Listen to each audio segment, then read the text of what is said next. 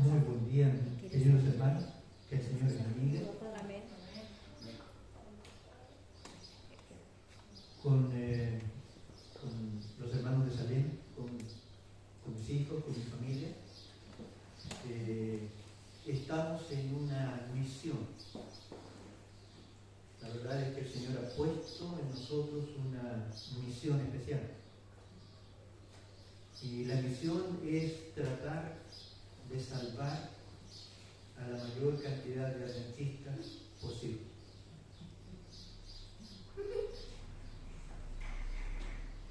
Porque quiero contarles, hermanos, que lamentablemente nosotros como adventistas del séptimo día estamos atrapados en un tremendo engaño.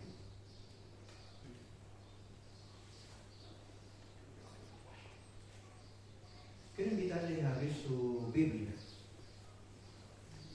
en el Evangelio según San Mateo.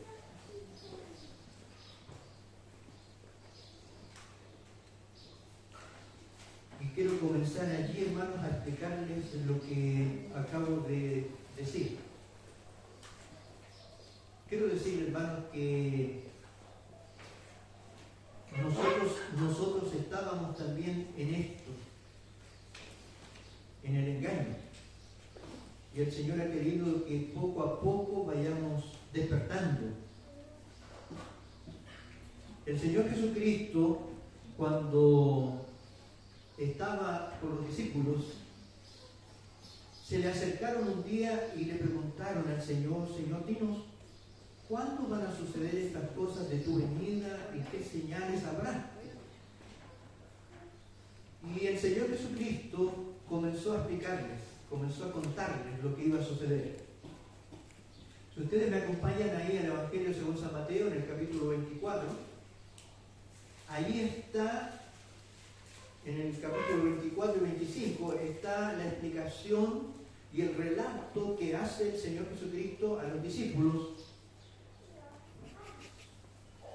tratando de explicarles y contarles lo que iba a suceder previo a su venida.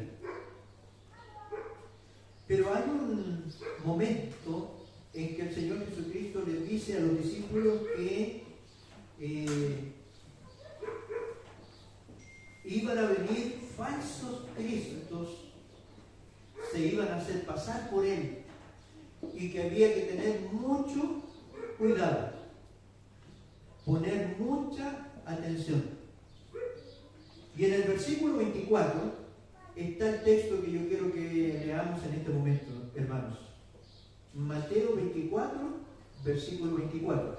Dice: porque se levantarán falsos cristos y falsos profetas y harán grandes señales y prodigios, de tal manera que engañarán, si es posible, aún a los escogidos. Esa es la advertencia que le hizo el Señor Jesucristo a los discípulos.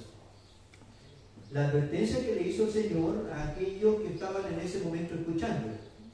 Y les dice que el diablo va a engañar, si es posible, aún a los escogidos. Y nuestra hermanita leyó un texto del libro de Apocalipsis, donde dice que los escogidos cayeron en el engaño.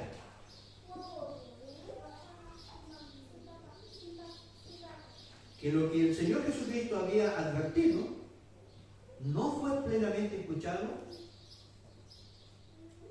y el pueblo de Dios cayó en el engaño.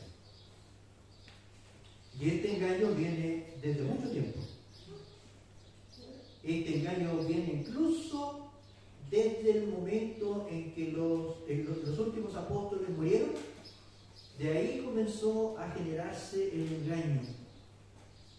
Y este engaño ha perdurado hasta ahora, incluso entre nosotros los adventistas del séptimo día.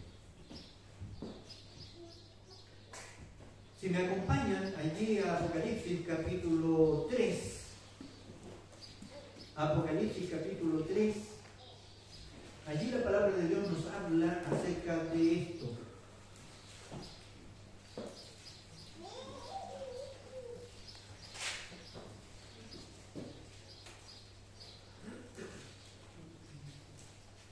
Desde el verso 14 está el mensaje a la iglesia de la Odisea. El mensaje a la iglesia de la Odisea. Dice allí, escribe al ángel de la iglesia en la Odisea. El amén, el testigo fiel y verdadero, el principio de la creación de Dios, dice esto. Yo conozco tus obras, que ni eres frío ni caliente. Ojalá fueses frío o caliente. Pero por cuanto eres tibio y no eres ni frío ni caliente, te vomitaré de mi boca. ¿Y por qué? El verso 17 dice, porque tú dices, yo soy rico y me he enriquecido y no tengo necesidad de nada, pero no sabes que eres un desventurado, miserable, pobre, ciego y desnudo. Y aquí es donde viene la parte del engaño, hermanos. Porque dice el texto allí, pero no sabes. Estás engañado. Crees que lo estás haciendo bien, pero en realidad no es así. Crees que vamos en un buen camino, pero en realidad estaremos yendo hacia el camino contrario. Queridos hermanos, este engaño es un engaño en múltiples cosas que el Señor nos encargó, nos pidió y que nosotros no hemos estado haciendo. Hermano, lo primero, uno de los engaños más tremendos en los cuales estamos en este momento, hermanos, es en la misión. Queridos hermanos, ¿saben? La misión no es, en primer lugar, la predicación del Evangelio. En esto nosotros estamos engañados para empezar.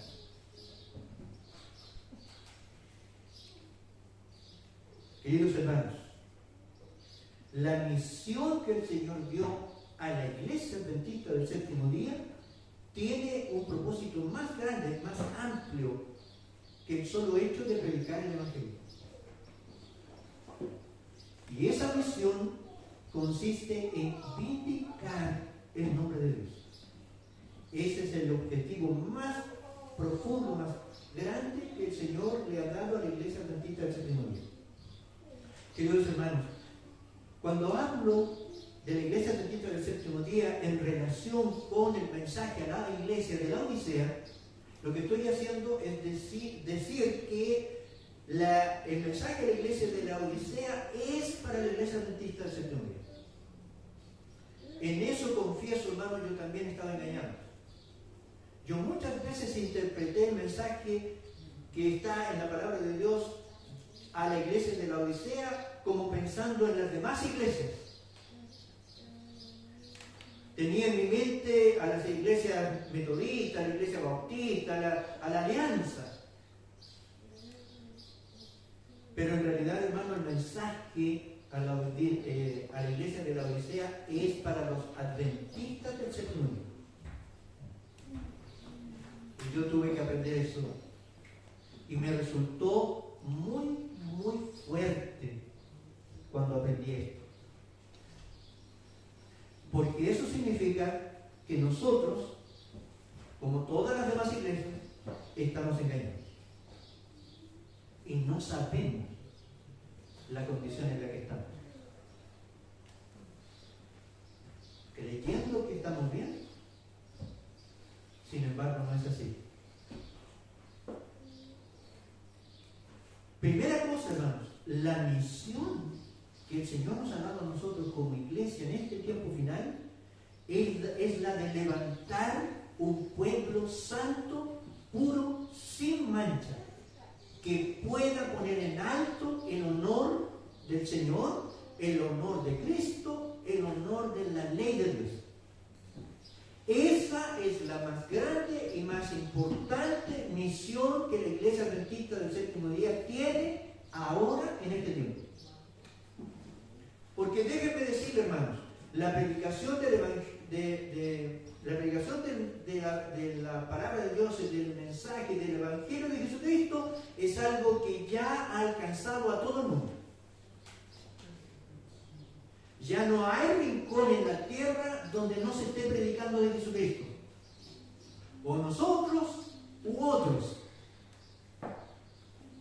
En este momento, hermanos, ya no hay excusa para nadie en el mundo que pueda decir que no sabe de Jesús. Entonces la pregunta es: ¿por qué el Señor no ha venido? Incluso más, hermanos. La señora Elena de White, en el libro Hechos de los Apóstoles, en la página 400, ella dice que los apóstoles y los discípulos en la época de la iglesia primitiva cumplieron a cabalidad la predicación del Evangelio de Jesucristo. Fue llevado a toda nación, a todo rincón en esa generación. Ahí está registrado. Sin embargo, el Señor no vino. Por lo tanto, la venida del Señor no está sujeto a la predicación del mensaje del Evangelio de Jesús. Es otra la condición. ¿Cuál es la condición? La condición es que su iglesia se prepare y levante un pueblo santo, recto, justo, que vindique, pueda poner en alto el honor de Dios que fue puesto en tela de juicio. ¿Quién puso el honor de Dios en tela de juicio? Satanás. Satanás puso el honor de Dios, las verdades de Dios las puso en tela de juicio. Y el Señor hasta ahora ha estado haciendo el trabajo de colocar en alto su honor a través de hombres y mujeres que han vivido vidas rectas y santas. Y con ellos el Señor ha puesto en alto su honor, mostrándolos, diciéndoles: miren, ven, sí se puede. El camino que yo digo sí está al alcance de los seres humanos. Y hay hombres y mujeres que lo han logrado. Y ahí podemos mencionar a varios. Tenemos a José, tenemos a Noé, tenemos a Enoc, que el Señor se lo llevó incluso sin ver la muerte. Y hay un registro en la Sagrada Escritura grande de hombres y mujeres que vivieron vidas rectas, santas, justas, en semejanza de nuestro Señor Jesucristo. Y quedaron registrados en la palabra de Dios. Con ellos, el Señor vindicó su nombre. La palabra vindicar, hermano, significa colocar en inocente al que está siendo acusado. Declarar inocente al que está siendo acusado. Eso es vindicar. Declarar lo justo, declarar lo bueno, recto. Y hermanos, esa es la razón por la cual el Señor aún no ha venido. Apocalipsis capítulo 7 nos explica eso. Acompáñenme, hermano. Apocalipsis capítulo 7. Nos vamos a ir encontrando con un par de sorpresas en esto, hermano. Yo sé que estos textos los han leído, hermano, pero yo quiero que los leamos ahora en el contexto del hecho de que hemos estado engañados. No estoy diciendo con esto, hermano, que la predicación del Evangelio de Jesús no sea importante. Claro que no es. Es parte de nuestro trabajo como siervo del Señor. Pero no es ese el propósito fundamental por el cual el Señor levantó al pueblo adventista.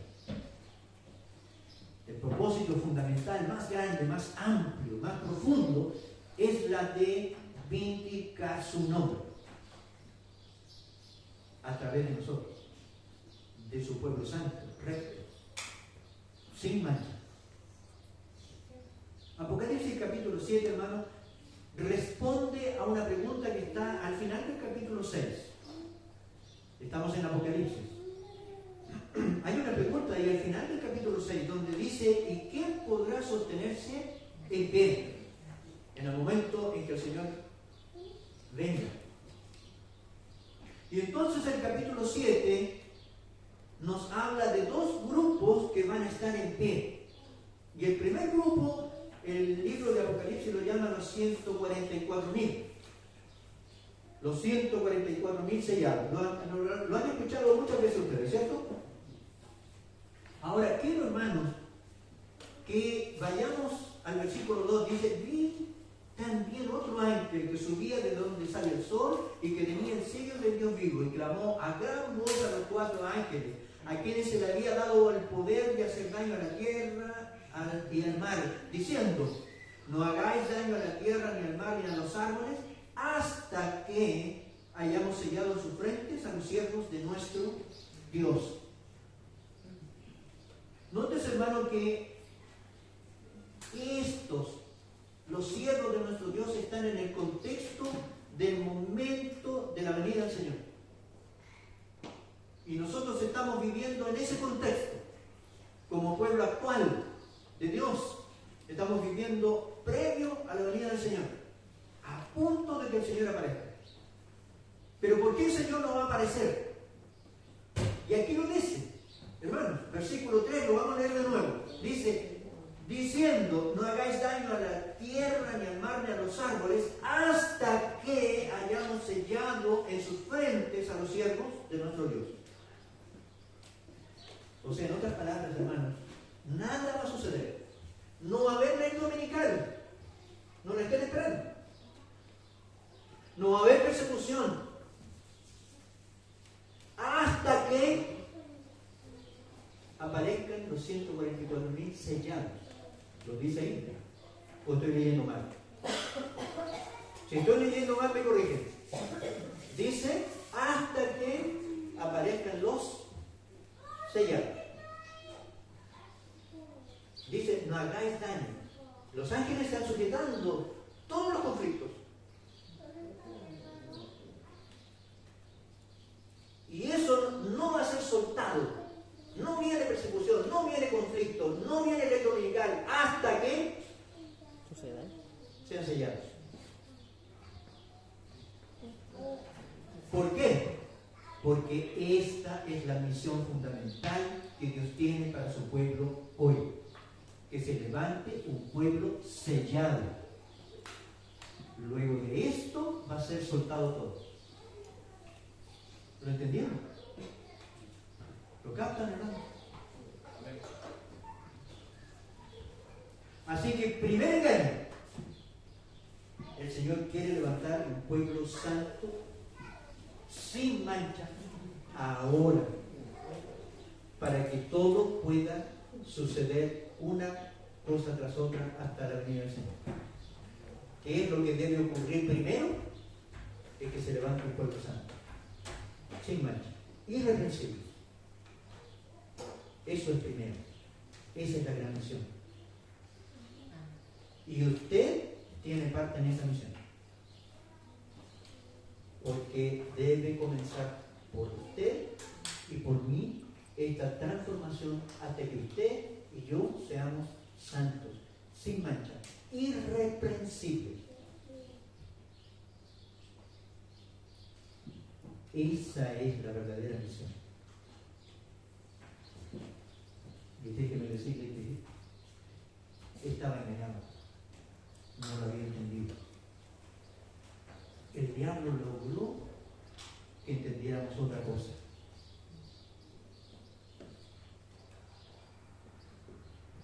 Hermanos, la palabra de Dios también lo menciona. Además de estos textos, hay otro texto más que yo quiero invitarles a leer. Se encuentra en Romanos, capítulo 3.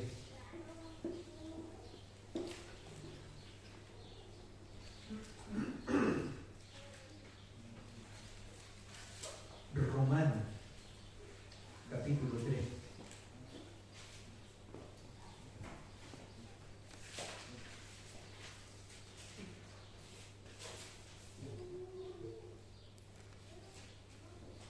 versículo 4.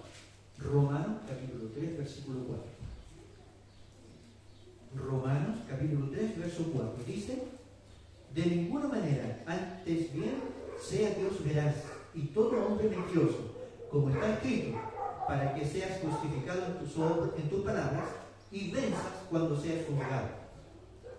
Hermano, ¿qué dice el apóstol Pablo ahí en Romanos? Que el que está siendo juzgado, el que está en tela de juicio, es Dios. Leanlo bien, hermano. Repasen el texto y se van a dar cuenta. ¿Quién está en tela de juicio? Según el apóstol Pablo cuando le escribe a los romanos. Dios está en tela de juicio. Pero como somos nosotros, ¿no es cierto?, los mentirosos, los que estamos engañados, entonces en el momento del juicio debe Dios salir victorioso. Eso dice el texto. Dios debe salir victorioso. Cuando venzas, para que venzan cuando sea juzgado. ¿Quién debe hacer esta tarea, hermano? De poner en alto el honor y el Señor salga victorioso en este juicio, en esto de que el Señor ha sido puesto en tela de juicio.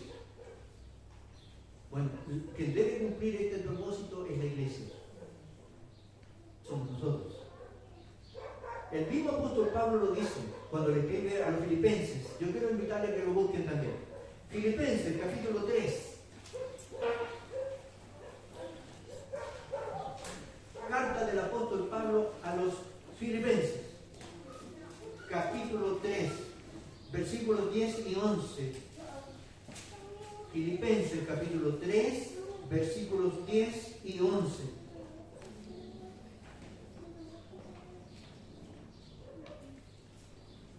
Perdón, disculpen. Es Efesios. Ya me estaba yendo a Filipenses. Me estaba adelantando en los versículos. Efesios, es un poquito antes. Efesios, capítulo 3. Versículos 10 y 11.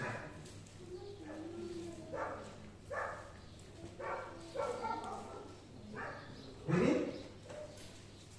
Vamos a leerlo, hermanos. Dice: para que la multiforme sabiduría de Dios sea dada ahora a conocer por medio de la iglesia a los principados y potestades en los lugares celestiales, conforme al propósito eterno que hizo en Cristo Jesús nuestro Señor. Vamos a entender esto, hermanos. ¿Cuál es el propósito de Dios? El propósito de Dios es que su multiforme sabiduría sea dada a conocer por medio de la iglesia. ¿Se fijan lo que dice ahí? Todo lo de Dios, su capacidad de crear nuevos seres. Allí cuando la palabra de Dios dice que el Señor crea una nueva criatura. En Cristo Jesús somos nuevas criaturas. ¿Han leído todos esos versículos, cierto? Bueno, hermanos, estas nuevas criaturas, y el propósito de Dios es que sean los que muestren todas sus sabidurías, todo su poder, toda su grandeza. ¿A quiénes? Es extraordinario lo que dice ahí. ¿A quiénes? Dice allí: a los principados y potestades en los lugares celestiales. ¿Por qué dices a los principados y potestades en los lugares celestiales? Porque el Señor, nuestro Dios, fue puesto en tela de juicio allá, en los cielos. Son los seres celestiales los que están observando todo este gran conflicto entre el bien y el mal, y de cómo la sabiduría de Dios, el poder de Dios, el amor de Dios fue puesto en tela de juicio. Y ahora debe ser vindicado su nombre, debe ser puesto en alto su honor. ¿Pero por medio de qué? Por medio de su iglesia. Así dice. Y este es un propósito, dice, que tiene desde siempre. El versículo 11 dice: conforme al propósito eterno que hizo en Cristo Jesús. Desde siempre el Señor ha tenido este propósito, el de poner en alto su honor, porque fue puesto en tela de juicio. Hermanos, ahora, aquí viene la otra parte, segunda parte. El Señor ideó los planes y estrategias por medio de los cuales su iglesia debía prepararse y llegar a ser una iglesia santa, recta y sin mancha. Y allí es donde nosotros hemos entrado en un tremendo problema como iglesia, porque de todo eso hemos hecho absolutamente nada. Hermanos queridos, el Señor le mandó a su iglesia que hiciera una reforma conforme al sistema de vida. Régimen pro salud. Le mandó el Señor a su iglesia. Se lo detalló. Se lo dijo, hay que hacerlo así, así, así, así. Esto debes comer, esto no debes comer, porque estamos viviendo en el tiempo del fin. Y para el pueblo de Dios del tiempo del fin, el Señor tiene normas mucho más elevadas de lo que ha hecho nunca antes. Así que le mandó que hiciera una reforma en su manera de comer, en su manera de vestir, en su manera de vivir. Reforma pro salud. A nosotros el Señor nos pide esto. No se lo pidió a los apóstoles. No se lo pidió al Señor Jesús. El Señor Jesucristo comió cordero. El Señor Jesucristo comió pescado. ¿Se acuerdan, cierto? Claro que sí. En las fiestas de Israel se comía cordero. En la Pascua los israelitas debían comer cordero con especies amargas. ¿Se acuerdan, cierto? ¿Conocen ustedes estas enseñanzas que nosotros hemos enseñado muchas veces? Como pueblo adventista. Así que el Señor Jesucristo como israelita comía cordero. Y el relato del Nuevo Testamento nos dice que comió pescado muchas veces. Pero a nosotros, el pueblo de Dios que ha alcanzado los fines de los siglos, el Señor nos mandó otro tipo de alimentación. ¿Qué hemos hecho de esto? Prácticamente nada. Lo mencionamos, lo decimos. Oh, debes tener buenos hábitos de alimentación. Pero nada más. ¿Cuánto de eso hacemos realmente?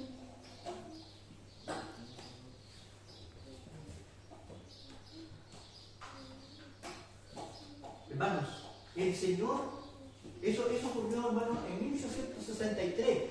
Imagínense la cantidad de años. Cuando el Señor envió un mensaje a su iglesia adventista para que hiciera una reforma pro salud, fue en el año 1863. Luego en el año 1872 el Señor envió un mensaje para que el pueblo adventista hiciera una reforma en el sistema de educación. Y hermanos, déjenme decirles, es posible que esto los sorprenda, pero de ese mensaje que el Señor envió para que su pueblo adventista hiciera una reforma en el sistema educacional, nosotros como adventistas no hemos hecho absolutamente nada. El sistema educacional que nosotros tenemos como adventistas es del mundo. Es el currículum del Ministerio de Educación. ¿Sí o no? Los edificios que nosotros construimos para las escuelas son al estilo del mundo. ¿Sí o no? Incluso contratamos hasta profesores del mundo para hacerle clases a nuestros niños. ¿Sí o no? Hermanos, lo que nosotros tenemos hoy como sistema educacional adventista es totalmente opuesto a lo que Dios envió, al mensaje que Dios mandó, a la reforma que Dios pidió que el pueblo adventista hiciera. Yo espero, hermanos, que ustedes no se enojen conmigo. Yo soy solo el mensajero. A veces sucede que el pueblo se enoja con el mensajero. Yo soy solo el mensajero. Mi familia, mis hermanos son solo los mensajeros. Hemos estado en el más tremendo de los engaños.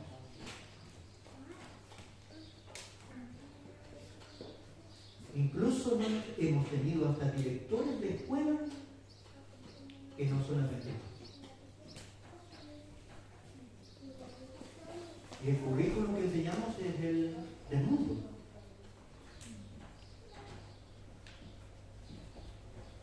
Hermanos queridos, el Señor envió en 1888 una reforma en el mensaje.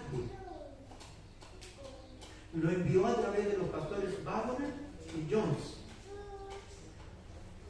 Déjenme preguntarles, hermanos, ¿alguna vez ustedes han escuchado hablar de los pastores Wagner y Jones?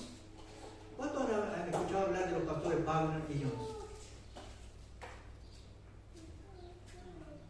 ¿Se dan cuenta? Eso ocurrió en 1888. El Señor envió una reforma en el mensaje que debía dar el pueblo adventista. Lo envió a través de los pastores Wagner y Jones.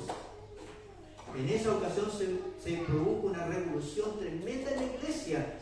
Nuestros líderes se opusieron al cambio del mensaje. Estuvieron a punto de echar a estos dos jóvenes pastores. Pero lo que los defendió fue la hermana Elena de White. Si la hermana Elena de White no hubiera estado en ese congreso, habrían echado a estos pastores.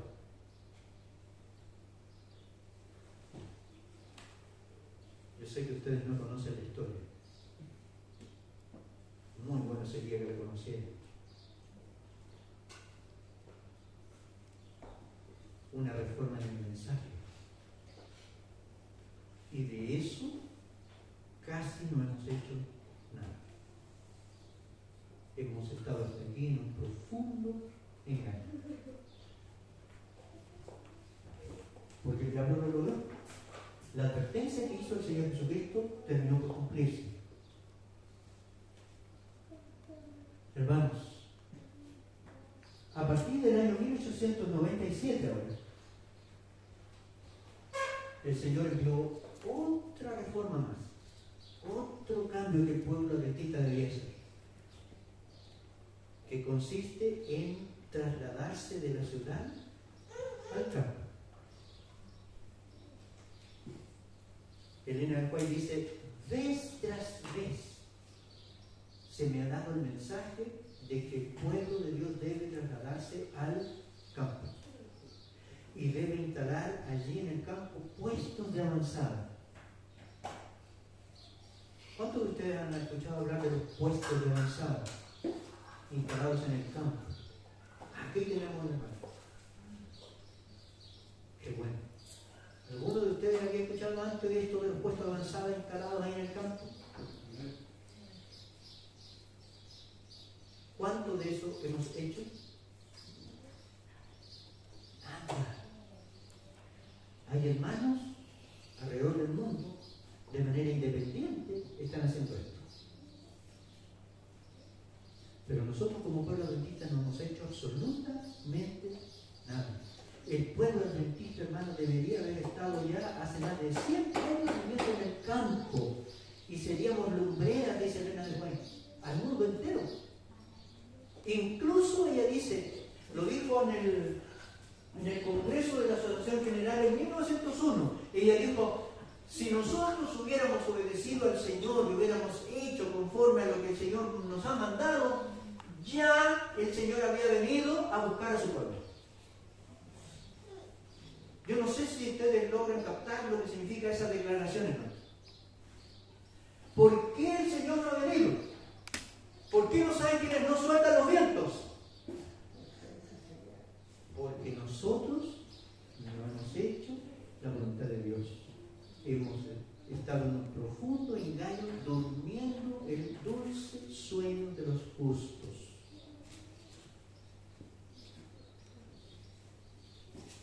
El Señor Jesucristo lo profetizó en una parábola que ustedes han leído seguramente muchas veces. La famosa parábola de las 10 vírgenes, ¿se acuerdan? ¿Cuántas vírgenes se durmieron? Todas, ¿cierto? Las 10 se durmieron. Eso es lo que ha ocurrido con la iglesia adventista. Aún peor, hermano. Incluso el Señor ha querido venir. Y esta es la parte, hermano, que a mí, a mi familia, discúlpeme que me pongan, hermano, pero nos ha hecho llorar amargamente. Porque hemos descubierto con todo esto que nosotros, por el hecho de no haber obedecido a Dios y de no haber hecho la preparación que el Señor estaba queriendo para su iglesia, eso ha provocado que el Señor no haya podido venir. El Señor ya había venido si nosotros hubiéramos obedecido. Hay una enorme cantidad de citas de Elena White que hablan de eso. Hermano, yo no tengo tiempo ahora para mostrárselas a todos. Hermano, el Señor me permitió escribir un libro con todo esto. Yo se lo voy a mostrar. Le colocamos el título del intenso anhelo de Jesús. Toda la información está aquí. Si alguno de ustedes está interesado, le pueden pedir a la hermana Carola mi teléfono y le hacemos llegar la información. Enorme cantidad. Y de hecho aquí en este pequeño librito no está todo, porque es mucho, hay mucha información sobre eso. Y de esto que yo les estoy contando, hermano, hay mucha información. Hermano, el Señor mandó a su pueblo a trasladarse al campo. Elena White dice, vez tras vez el Señor me ha indicado que nuestras instituciones deben ser puestas en el campo. Nuestras escuelas deben estar en el campo. Nuestros sanatorios deben estar en el campo. El Señor, de hecho, hermano, nunca mandó que nosotros construyéramos hospitales ni clínicas. El mensaje es sanatorios en el campo, con la reforma pro salud que el Señor mandó. Nuestras instituciones deben estar establecidas en el campo, lejos de la ciudad. Esto fue lo que el Señor mandó. Sin embargo, ¿dónde están nuestras instituciones? En medio de la ciudad. ¿Dónde están nuestras oficinas que deberían estar en el campo, lejos de la ciudad? ¿Dónde están? En medio de la ciudad.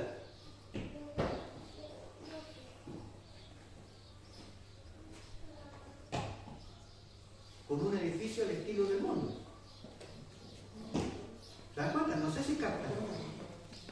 Cuando el estilo de edificios que el Señor mandó es totalmente distinto.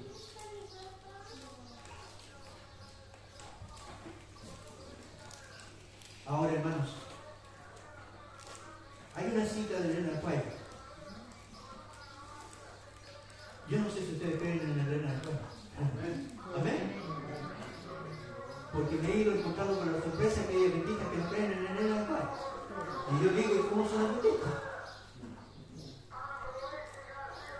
Queridos hermanos, Elena White, en el Congreso de la Asociación General de 1901, ella le dijo a todos los dirigentes, a todos los pastores y a todos los hermanos reunidos en ese congreso, que si nosotros hubiéramos obedecido al Señor, el Señor ya había venido.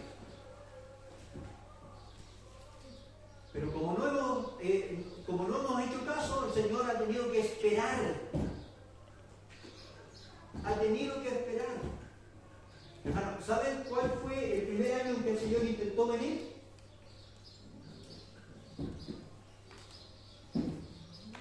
Eso ocurrió en enero de 1849, 5 años después del Gran Chasco. Ese fue el primer intento que el Señor hizo para venir, para que la segunda venida de Jesús se realizara. Eso está registrado en el libro Primeros Escritos. Es una visión que se le mostró a Elena de White cuando estaban orando en la casa del hermano Belden, en Connecticut. Yo no sé pronunciar muy bien Connecticut. Hermanos, se le mostró a Elena de White el momento en que el Señor tomó la decisión de que se produjera la segunda venida. Pero el Señor Jesucristo, al mirar su iglesia, vio que no estaba lista y suplicó que se detuviera todo. Había que esperar.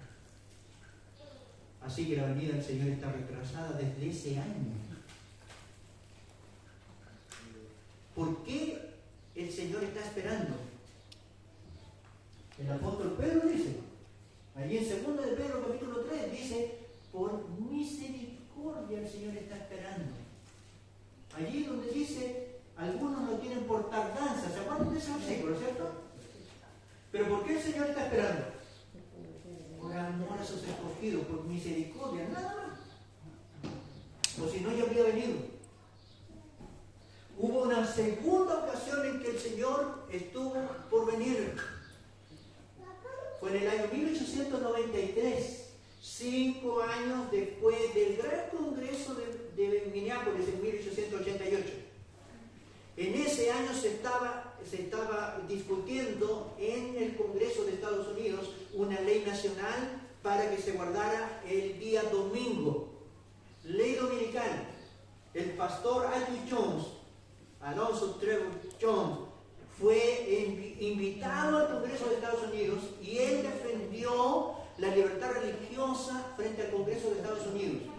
Y gracias a esa intervención, el Congreso norteamericano no votó una ley nacional dominical, pero estuvo a punto. ¿Por qué no se hizo? ¿Por qué no ocurrió? Nuevamente porque el pueblo no estaba listo y el Señor tuvo que esperar. Así que somos responsables nosotros como iglesia de hacer esperar al Señor Jesús. Y yo estoy seguro que eso no lo habían escuchado nunca.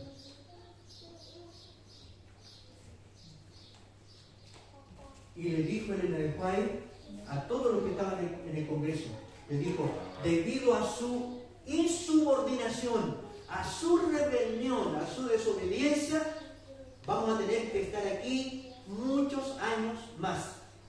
Así dijo, con toda esa certeza, claro como el cautivo. Hermanos, no sé, ahora el cautivo está clarito, gracias. Hermanos, esa es la verdad.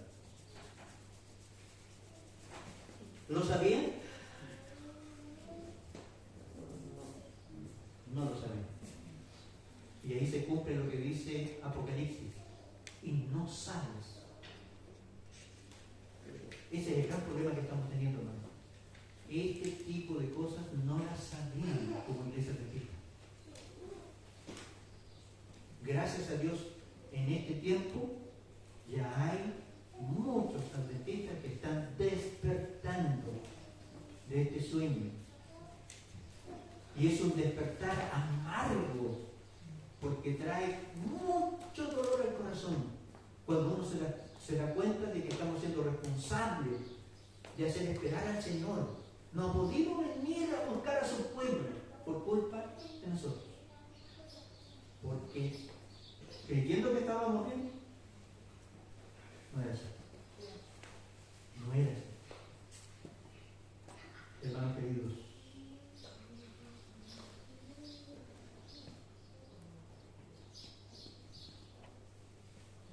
debemos buscar la verdad. Yo estoy seguro que este sermón lo han escuchado ustedes muchas veces. Buscar la verdad, leer la palabra de Dios, escudriñar, leer los testimonios. ¿Cuántos de ustedes han leído alguna vez los testimonios para la iglesia? Son 9 tomos. Son 9 tomos. Testimonios para la iglesia. ¿Los han leído alguna vez? Son los libros que Elena con mensajes exclusivos para la iglesia adventista. Lo que está allí no es para la gente del mundo. Los libros para la gente del mundo que Elena de White escribió son otros. El conflicto de los siglos, el camino a Cristo, el libro de la educación, ministerio de la bondad, palabras de vida del gran maestro. Hermano, son libros preciosos, extraordinarios, que ojalá los pudiéramos regalar a todos. Pero Elena de White escribió otros libros que son mensajes exclusivos para la iglesia adventista. Y resulta que los adventistas no los han leído nunca. ¿Lo captan, hermano? Eso ha hecho el diablo con nosotros. Nos ha sumido en un profundo engaño. En un profundo engaño.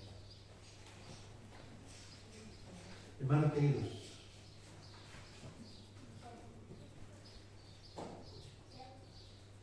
queda solo una esperanza para los laodicenses.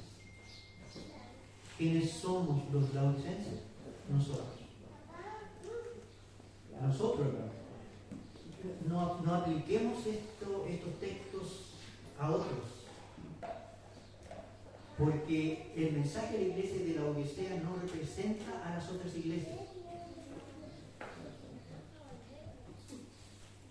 El mensaje a la iglesia de la Odisea nos representa a nosotros, Señor. A nosotros nos representa.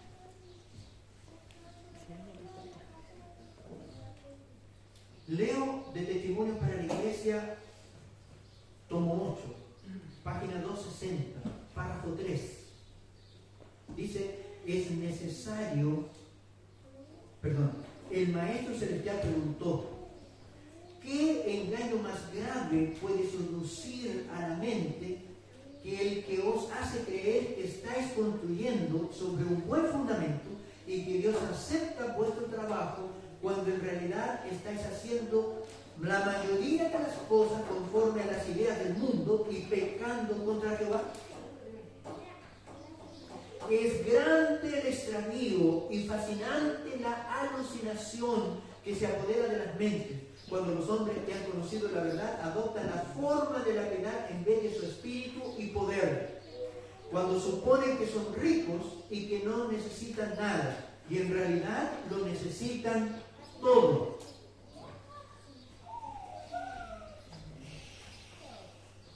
Grande es el engaño y el extravío, dice Elena de White.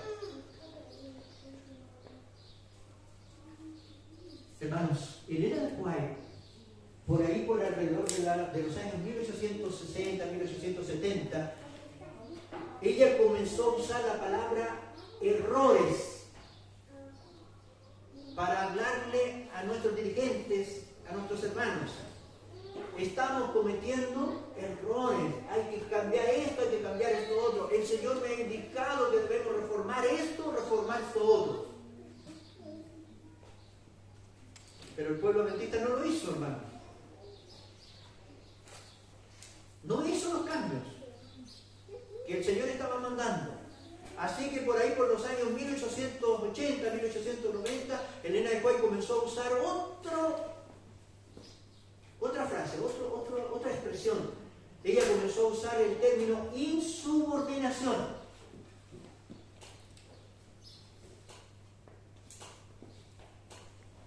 Ese es un término militar. La palabra insubordinación es un término militar que le habla a la iglesia militante.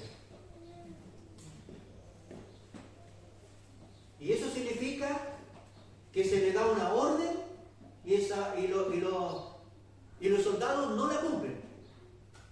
Eso se llama insubordinación.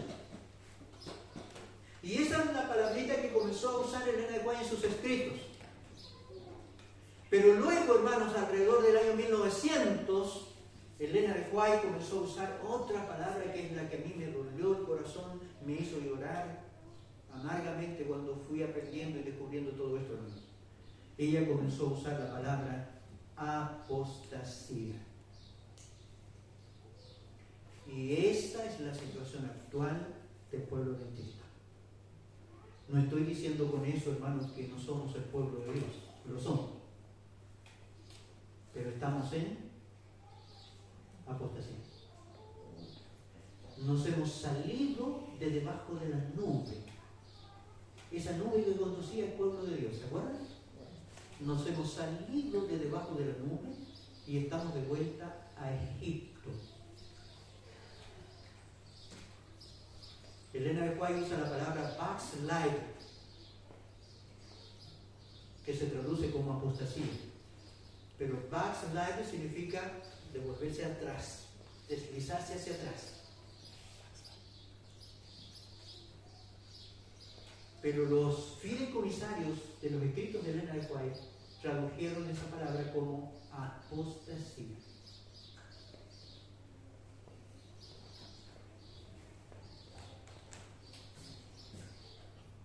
¿Cuál es la situación delante del Señor hoy? La situación, dice, es deplorable. Testimonio para la Iglesia, tomo 8. La situación es deplorable.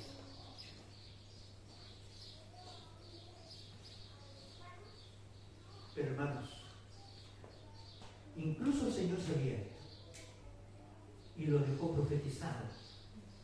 Todo esto. ¿Saben dónde lo dejó profetizado? En un libro que a mí personalmente me encanta. Es un libro que lo encuentro muy precioso. Pero cuando descubrí esta parte, hermano, me dolió el corazón. Eso lo dejó profetizado en el libro del Cantar de los Cantares. ¿Cuántos han leído el Cantar de los Cantares?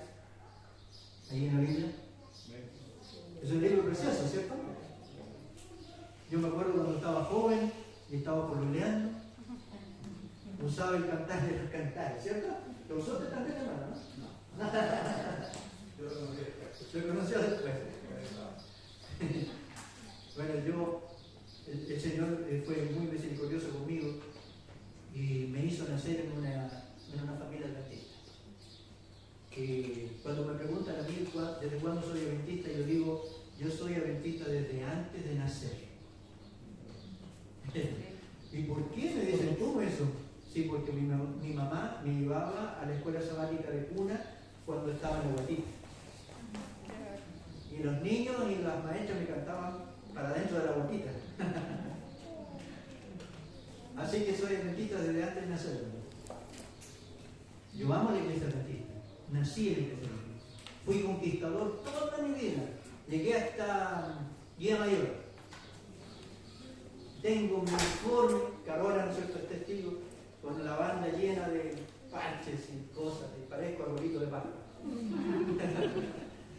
Hermanos queridos, pero descubrí que todo eso es un error. No es la educación que Dios tenía planeada para su pueblo, para sus hijos. Totalmente opuesta, hermano. Totalmente opuesta. Cantar de los Cantares, hermanos. ¿Quieren acompañarme? Capítulo 5. Y con esto ya vamos a terminar. Capítulo 5. Quiero contarles un poquito del libro. El Cantar de los Cantares es un libro que habla de una fiesta matrimonial. En la época del rey Salomón, él instauró una costumbre. Y la costumbre era de que cuando se iban a casar una pareja, se hacía una fiesta para esa pareja que duraba una semana. Duraba una semana la fiesta. En donde había, ¿no es cierto?, momentos en que se reunían los novios y después los separaban, y los amigos de los novios venían y hacían una fiesta y se llevaban al novio y hacían una fiesta, se llevaban a la novia y hacían una fiesta con la novia, etc. Hasta que finalmente se casaban. ¿Okay? Y esa fiesta matrimonial está relatada en el libro del Cantar de los Cantares. ¿Ok? Pero quiero leer, hermanos, el capítulo 5. Cantar de los Cantares, capítulo 5, dice... voy a esperar a que lo tengan todos. Lo encontramos todos, ¿cierto? El Cantar de los Cantares, capítulo 5. Dice: he venido a mi jardín, hermana, esposa mía, he recogido mi mirra y mis aromas, he comido mi panal y mi miel, mi vino y mi leche he bebido. Comed, amados amigos, bebed en abundancia. Yo dormía, pero mi corazón velaba. La voz de mi amado que llama, ábreme. Hermana mía, amada mía, paloma mía, perfecta mía, pues mi cabeza está cubierta de rocío, mis cabellos de la humedad de la noche. Me he quitado la ropa. ¿Cómo voy a vestirme otra vez? Ya me he lavado los pies. ¿Cómo voy a ensuciarlos de nuevo?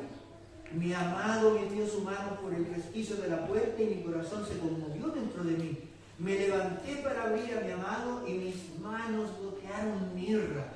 De mis dedos corría la mirra sobre el pestillo de la cerradura. Abrí a mi amado, pero mi amado se había ido. Ya había pasado. Y tras su voz salió mi ánima. Lo busqué, mas no lo hallé. Lo llamé y no me respondió. Me encontraron los guardias que rondan la ciudad. Me golpearon, me hirieron, me arrebataron el manto los guardias de la muralla.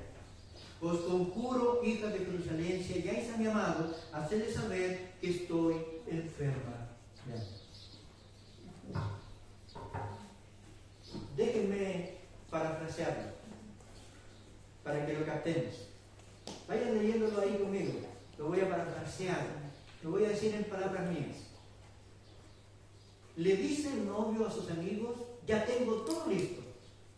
Así que alégrense, gócense, hagamos fiesta, porque voy a ir a buscar a mi novia. ¿Cierto? Y entonces la novia dice, estaba, ¿cómo? Verso 2. Durmiendo. Y el amado golpea a la medianoche. Ábreme. Te he venido a buscar. Y la novia dice, pero ¿cómo si ya estoy acostada? Estoy con el pijama. ¿Cómo me voy a ensuciar los pies? ¿Me voy a levantar? Si ya me acosté. Finalmente la novia, dice, ya, voy a ir a ver.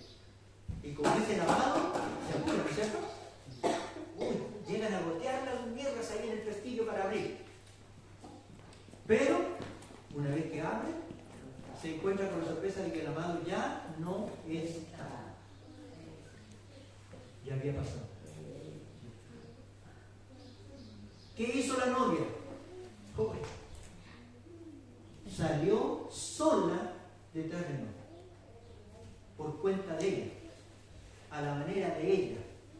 No sé si se van dando cuenta de la analogía. Salió la novia, la amada, detrás del novio sola, por su propia cuenta, a la manera de ella. ¿Y qué le ocurrió? Lo pasó pésimo, ¿cierto? ¿Y cómo termina? Enferma de amor. Así termina. ¿Se dan cuenta? Aquí está predicho lo que nos ha ocurrido. Nosotros hemos buscado a Dios tratando de que venga por nuestra propia cuenta, a la manera nuestra. Y esto no funciona así. Tiene que ser de la manera que el Señor instruyó, de la manera que el Señor dijo, para que el propósito de Dios sea cumplido por medio de su iglesia. Si no, no funciona. Hermanos, ¿hay enfermas de amor aquí o no? La verdad es que estamos todos así, empeñados, enfermos. ¿Saben ustedes que hay una receta aquí en Cantar de los Cantares para las que están enfermas de amor? ¿Sabían ustedes? Sí, hermanos, miren. Capítulo 2 del Cantar de los Cantares. A los papás especialmente sería bueno que anotaran esto. Receta para las que están enfermas de amor. El primero que leyó era 5, 1 de... Del 1 hasta el 7, me parece que es. Capítulo 5, 1 hasta el 8.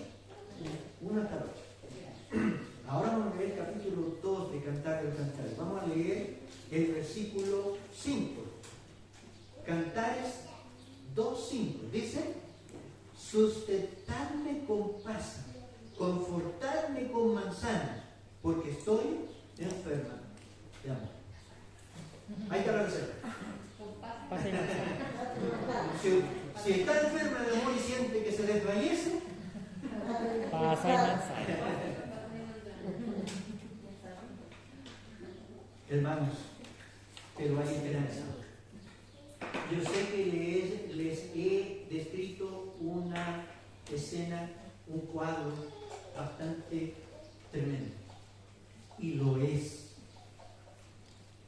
Esta es la situación en que nosotros como iglesia nos encontramos, hermanos, y nadie puede discutir eso, porque está en la palabra de Dios, está en los testimonios. Esa es la situación. Es una situación deplorable que tenemos hoy en el pueblo adventista, hermanos. No hemos seguido las instrucciones de Dios, hemos sido hasta ahora desobedientes a Dios. Estamos en apostasía, devolviéndonos a Egipto. Estamos deseando las cosas del mundo. Estamos deseando las carnes que había en Egipto.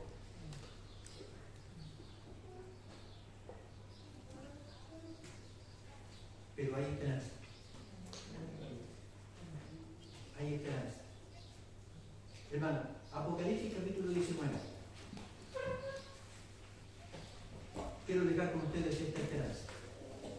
Apocalipsis capítulo 19.